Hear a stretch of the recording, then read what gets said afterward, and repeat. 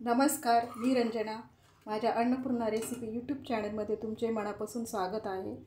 आज आपण लाल भोपळ्याची भाजी बघणार आहोत. ही लाल भोपळ्याची भाजी करायला सोपी आणि लवकर होते.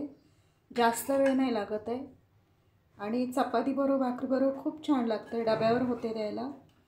माझ्या चॅनलला नवीन असाल तर माझ्या चॅनलला सबस्क्राईब करा आणि कमेंट करून मला सांगा की भाजी कशी झाली. तर आता आपण सुरुवात करूया भाजीला.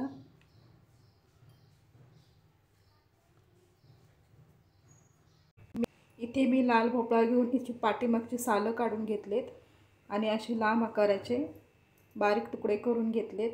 स्वच्छ पाण्याने धुवून घेतलेत. आता आपण सुरुवात करूया. इथे मी टोप गरम करायला ठेवले. 2 चमचे तेल टाकते. अर्धा चमचा मोहरी टाकते. मोहरी आपली तडतडून घ्यायची. अर्धा चमचा जिरं टाकते.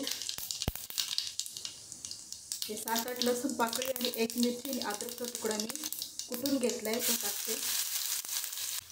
हे सगळं आपण भाजून घ्यायचं. 1 चमचा हळद टाकते. हे लाल भोपळ्याचे तुकडे केले ते टाकते. चवीनुसार मीठ टाकते. सगळं एकत्र मिक्स करून घेऊया. या भाजीला जास्त पाणी नाही लागत आहे आणि शिजायलाही जास्त वेळ लागत नाही. लवकर होते ही भाजी आणि चवीलाही छान लागते.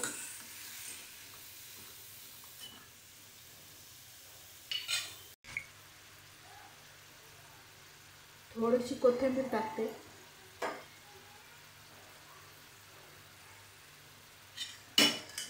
एकत्र मिक्स करूया.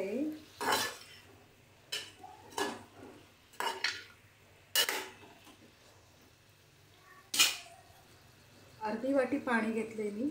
जास्त पाणी नाही घालायचं याला भाजीला. झाकण ठेवून 7 ते 8 मिनटं भाजी शिजवून घेऊया आपण. 5 मिनिटांनी जरा भाजी आपण चेक करून घ्यायची, नाही तर खाली करपल म्हणून. 7 ते 8 मिनिटं झालेत आपली. भाजी मी उघडून बघते भाजी शिजले का. बघा भाजी आपली शिजले. हे बघा आपली भाजी शिजली.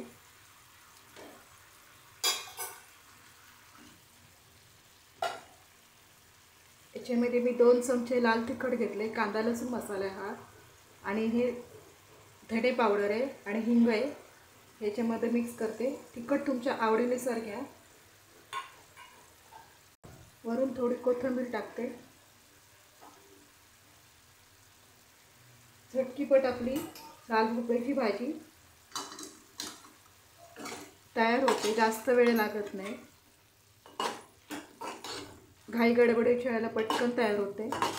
हे बघा मस्तपैकी आपली भाजी तयार झाली.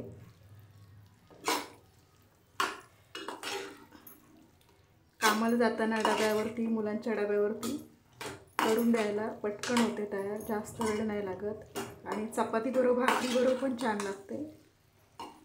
आपली लाल भोपळ्याची भाजी तयार झाली.